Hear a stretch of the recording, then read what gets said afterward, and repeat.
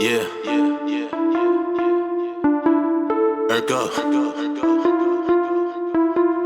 Hey, hey, hey, hey. Look. Yeah, what's going on? I go by the name of Steph Urkel, and welcome back to another episode of Millennium Dungeon. I'm Steph, and this is my co-host. Amari, aka Afropuff. What's going on? You know what? I'm good. I'm just like realized I made a mistake for work tomorrow. So now I'm like, oh, I gotta fix that. Look, is it I'm me or is it your skin popping? oh, thank you. It's definitely the lighting because I'm Okay, very yellow right now. you I've look lost all my summertime tan. you look like a McDonald's chicken nugget. It's golden. Right, this lighting right now. I'm like, okay, it's the good I, orange. shit, I'm loving it. Fuck you talking about? Fuck you. But yeah, I hope y'all had a productive day. You know what I'm saying? So let's jump right into it because this is gonna be a little interesting. So, the controversy about Balenciaga. So, if you know, a few weeks back, Balenciaga released an ad with a little girl. You know, she looked like she was about 5 or 6 years old, standing on a couch, and she was holding a teddy bear that was dressed in BDSM, which is like the sexual like clothing, like the leather chains and all that. And that's been getting a lot of backlash for how sexualized it was. The people were saying, why are they using a little girl in it? People are threatening to boycott Balenciaga. They're threatening to sue the companies. Even the parents are threatening because they said they didn't know about it, which is very strange to me. But anyway, several celebrities that were endorsing Balenciaga are stepping away from it. I know Kim Kardashian, she announced that she was parting ways with Balenciaga. And yeah, what do you think about it? What did you think when you saw that? Should have known better. But I feel like big name brands like that sometimes are a little tone deaf. And Mm-hmm. if you look at all this stuff being put out there, everyone's trying to claim not it. Everyone's trying to claim, oh, I didn't know, I didn't realize, um, I didn't make this decision, da da da. Like I read an article basically where the photographer for one of the shoots, because there was like two different ads with very similar themes. Um, the photographer was like, my name is my name is Bennett and I ain't in it type situation. He basically was like, I don't have any choice in what's going into the ad, like into the shoot. I'm just here to like take the pictures. And Mm-hmm. therefore, he was trying to make sure his name did not get too attached to those Yeah. photos. Hey, trying to cover his own ass, basically, right? See, my thing is this too. It's when I first saw the ad for it. At first, I was angry about it. I was like, "Oh my god! Like, why are they using a little girl for this? Like, why are you sexualizing children?" And we talked about this before because remember I showed you that little video like a month ago during Halloween about that little girl dressed like she had a BBL and she was like Yes. 5 or 6 too, and I was angry about that too because at the end of the day, my position is let kids be kids. Why are we over Mhm. sexualizing children, especially for Yeah. profit? But it also Or just for comes, laughs and like, yeah, and it's just like it just comes to show you like how sexualized our generation has become, where it's like we even gotta stoop down to use children because obviously, in America, you look at like things like Playboy. That's something that's been around for over 50 years. Playboy magazine sexualizing women. Yeah, it's been around that long. I You was gonna know, say, I just thought it was around for longer. I'm being real. That was why I yeah, made the face.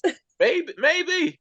And it's like now it's going, and that's always been a thing where sexualization has been a thing in the media when it comes to getting like people to reaction, getting people to like notice like women and stuff like that. But now we stoop to the level of sexualizing children now just for profit or likes or laughter and entertainment.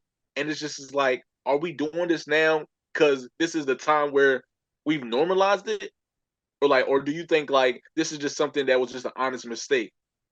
I don't think it was a mistake. Or at least I don't understand how it was a mistake. Um, to be honest, I I don't first and foremost, I don't think sexualizing children is new. It's not new. I Mm-hmm. think because we have social media, we are more aware of it. But like if you even think about like little kid pageants, like pageants for little girls, the idea behind them is you're making a 2, 4, 6, 8-year-old look like a 20-year-old. Mm-hmm. You know, the makeup, the veneers, you know, the dressing, you know, or even like if you look at teen pageants, which often still have like a bathing suit portion, you know, stuff like that. And not that bathing suits are inherently sexual, they're not.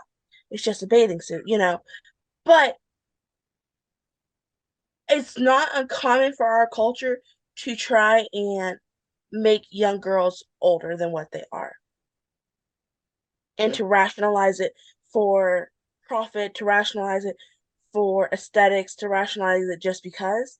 And if you think about it, the idea of a little girl being like fast is sexualizing. So something that I don't know if you are aware of, but little girls, especially like little black girls, are told you can't do XYZ frequently during their childhood because if they did it, that would make them fast and that would make grown men approach them. And then in turn, what they're really saying is that because you have XYZ, you did XYZ, you deserve the sexualization that these grown men are putting upon you. And you're not only do you deserve it, but you're asking for it.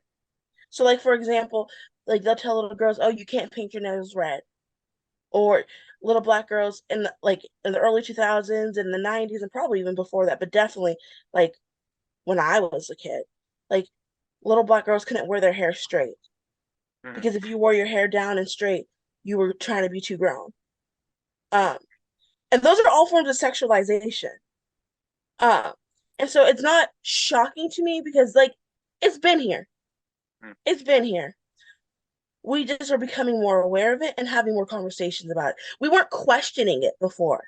Yeah. You know, telling little girls you can't do XYZ that were really like innocuous. Like there really wasn't a reason to say you can't wear red fingernail polish or you can't wear black or you can't, you know what I mean? These things, they're clothes. It's nail polish. It comes off. You know, whatever. Um, and therefore you are responsible for how people treat you if you do those things. Like that's been around. Pageants have been around. You know, if you think about even how female stars, I was listening to a podcast the other day with Christy Carlson Romano. She did an episode on the Financial Feminist, which is a podcast I listen to, and they were talking about how often, like female child stars, paparazzi couldn't take inappropriate, unbecoming pictures of them until they turned 18.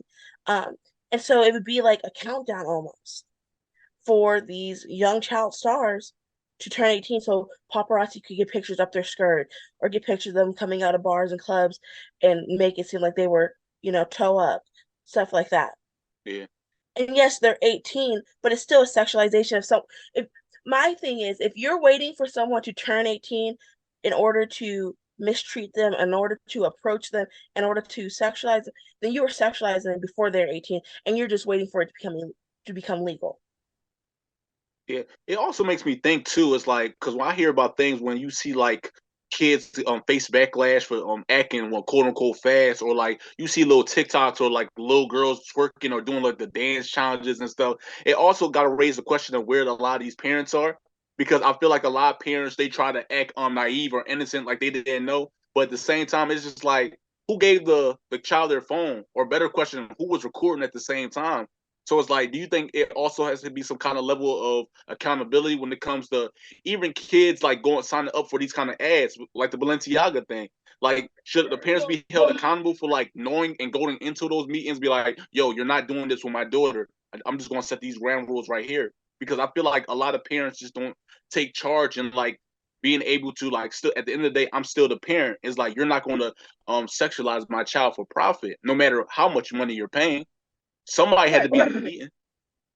100%. Like if you are a parent and you are trying to put your child into the modeling industry, the Mm-hmm. music industry, the acting industry, any of those type of fields, or even like the sports industry, it is your job to advocate for your child. It is your job to be their voice and to say what is and is not allowed. The thing is, a lot of people, they're desperate. And so your child is really paying your bills a lot of the time. They are supporting the family. Yeah. And so then it becomes, well, we want her to have a job and we want to protect her, but we also have a mortgage. The momager, the dadager, that type of stuff.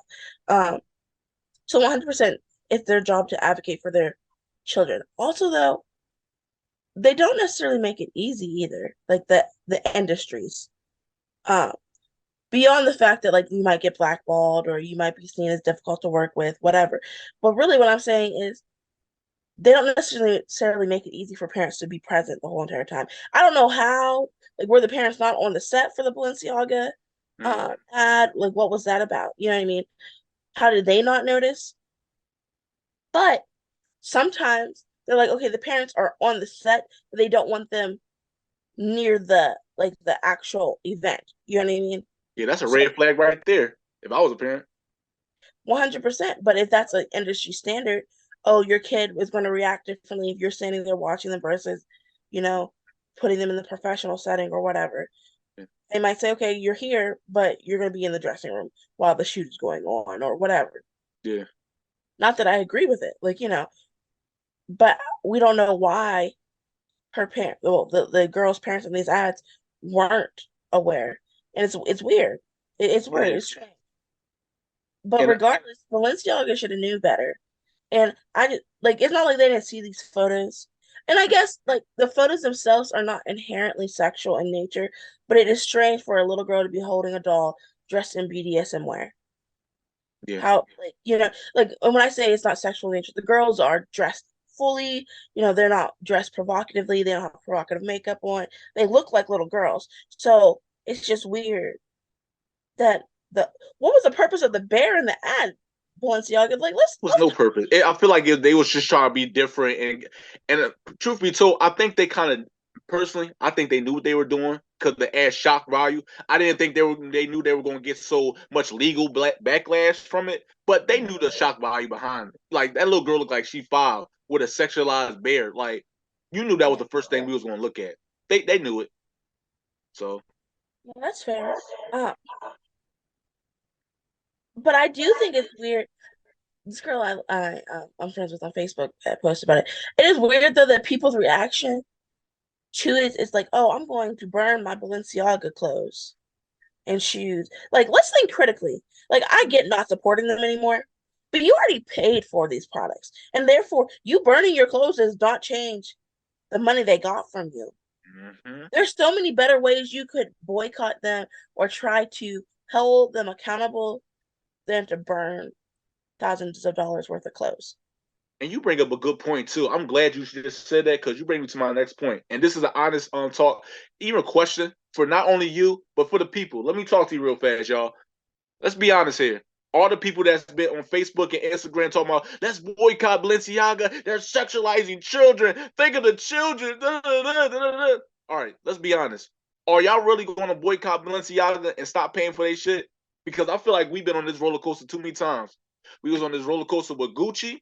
We was going this roller coaster with Louis Vuitton. We was on this roller coaster with H&M, and they didn't lose a dime. You know what I'm saying? Starbucks. Exactly. Even Starbucks, niggas can't get a hot cocoa. You know what I'm saying? While being, I it's mean, like, I'll be honest. I boycotted Starbucks for like a couple months. I did it real good because if you know me, I was going a lot, so I didn't partake for like 3 months. That was that was good. I that, did my part. No, I'm kidding. I was, that mocha latte grande was too resistant, huh? I But it's went to the like Bon Appetit shop instead. it just make me think. It's just like a lot of us all talk a big game when it comes to actually like boycotting these big corporations, but then like after a few months of being mad, we just find something else to be angry about and go right back to the same bullshit. So it's just like I don't like people who got a lot of bark but don't back it up. Right. I You feel think what I'm the saying? issue is sometimes it's not sustainable. It's Mm-hmm. not sustainable to stay angry about something. Yeah. And so it's hard for people, especially when the thing didn't directly affect them, to Mm-hmm. stay angry about it. It's hard to stay angry on other people's behalf, maybe people who you've never known and will never know Yeah. for years. You know what I mean? Like there's certain things, certain companies that I do not support, but I've never supported them. So it like here's the thing. Like, for example, me boycotting Balenciaga is easy because I ain't got the money to I said the same own shit. any Balenciaga. I said the same shit.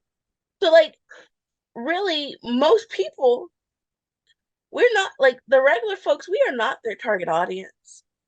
And so, us being like, let's boycott Balenciaga, they weren't getting my money anyway. I was at Marshall's already. I wasn't in no fucking Balenciaga store. So, you Right. know. But I do think if you are someone who is disappointed in this brand and you were someone who supported them in the past, you bought things from them in the past, the more responsible thing to do would be to donate those clothes, donate those items to people who could use them. Yeah. You know what I mean? Instead of burning it. I know one thing. It's gonna be a fresh ass homeless person with some Balenciaga sneakers. I tell you what, it's like a little nice little Gucci sweater. Well, you know, right? I mean, but they got rich people thrift stores. Yeah, true. And let's be real, just because of this incident doesn't mean there aren't a lot of people who still support them. So, like, really, you could donate it to like a thrift store or whatever, or an organization, and they could sell that and make good profit off of it, and it could actually help worthwhile causes. Mm-hmm. Or instead of burning your clothes, you could invest time, money, or energy um into helping causes that like prevent sexual exploitation of children or that prevent trafficking of children or help to rehabilitate children that are sex trafficked. I'm trying to say, it's been a long day. But you know what I mean? Like, there's so many other actual proactive ways to be like, I'm against what this messaging is. Mm. But we go to the performative typically. Right. Performative is cutting up and burning the items of a clothing store that you used to support.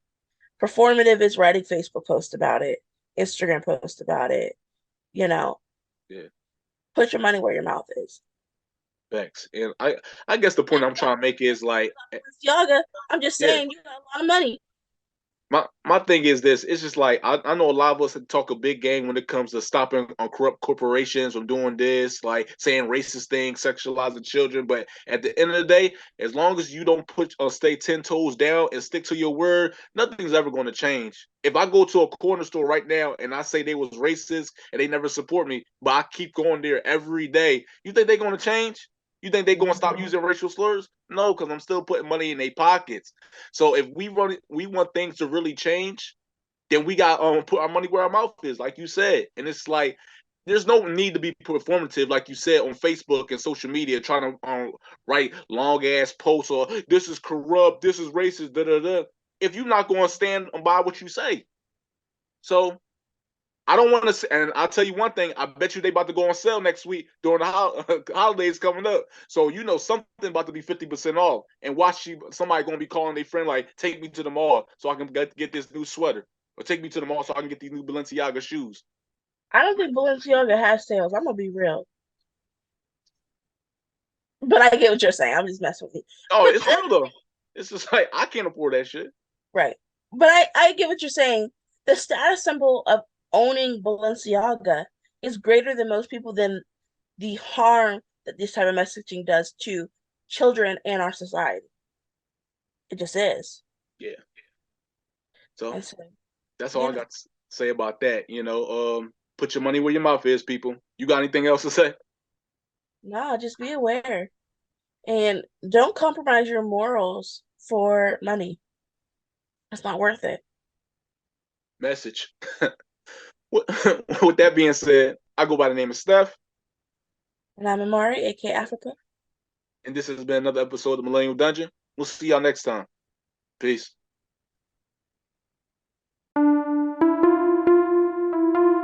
Yeah. Ergo.